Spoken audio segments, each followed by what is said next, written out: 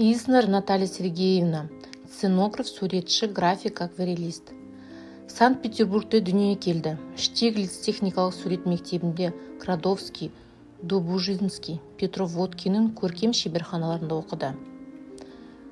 1923 жылдан көркем театрда Станиславский опералық студиясында Сарянмен бірге сценограф болып еңбек етті. Кітап графикасымен айналысты.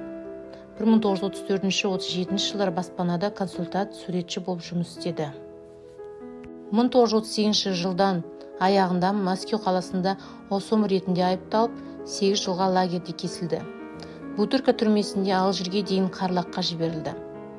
Долинка поселкесінде Долинка кентінде ішкі істер мекеме саяси бөлімі орталық клубының жанында суретші болып жұмыс істеді. 1945 жылы мерзімінен бұрын босатылды.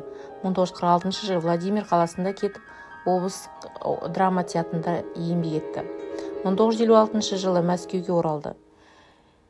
Наталья Изнер туындыларының біраз бөлігі Мәскеуде Бахрушин атындағы театр мұражайында, Қарағанды облыстық бейнелеу өнері мұражайында сақталған.